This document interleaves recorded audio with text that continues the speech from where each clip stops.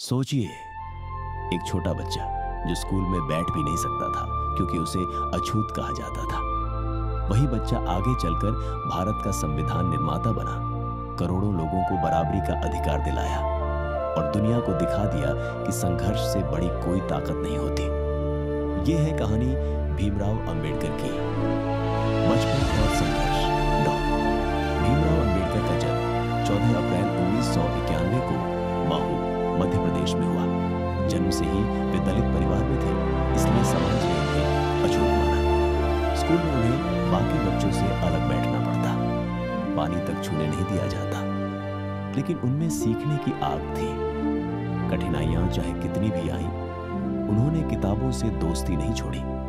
शिक्षा की शक्ति अंबेडकर जी को समझ आ गया था कि शिक्षा ही सबसे बड़ा हथियार है। उन्होंने कड़ी मेहनत से पढ़ाई की और विदेश तक पहुंचे। कोलंबिया यूनिवर्सिटी, अमेरिका और लंदन स्कूल ऑफ इकोनॉमिक्स से उन्होंने उच्च शिक्षा प्राप्त की। वहां से लौटकर उन्होंने निश्चय किया, अब वो सिर्फ खुद नहीं बल्कि समाज की सोच बदलेंगे। समाज सुधार और आंदोलन। भारत लौटने के बाद अंबेडकर ने दलितों के लिए आवाज उठाई। उन्होंने कहा, शिक्षित बनो, संगठित रहो और संघर्ष करो। उन्होंने पानी के तालाब, मंदिर और सार्वजनिक जगहों पर समान अधिकार दिलाने के लिए आंदोलन चलाए।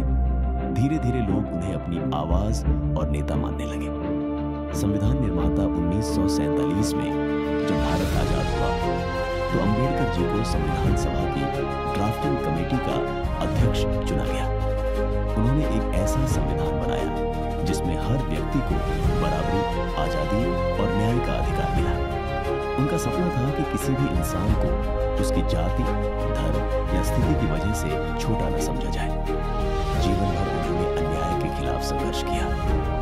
1956 में उन्होंने बौद्ध धर्म अपना लिया और लाखों अनुयायियों को भी भेदभाव से मुक्त होने का रास्ता दिखाया। 6 दिसंबर 1956 को उनका निधन हो गया, लेकिन उनकी विचारधारा अमर हो गई। एक बच्चा जिसे पानी पीने तक का अधिकार नहीं था, उसने पूरी कौम को अधिकार दिलाया। भीमराव अंबेडकर का जीवन हमें सिखाता है, अगर आपके भीतर जुनून, शिक्षा और संघर्ष करने की ताकत है तो कोई भी दीवार चाहे कितनी भी ऊंची क्यों ना हो, आपको रोक नहीं सकती। आज हमें गर्व है कि हम उस संविधान में जी रहे हैं जिसे अंबेडकर ने गढ़ा। ये थी भीमराव अंबेडकर की अमर गाथा, एक सच्ची प्रेरणा, एक सच्चे नायक। Thanks for coming in the Spark Rise story.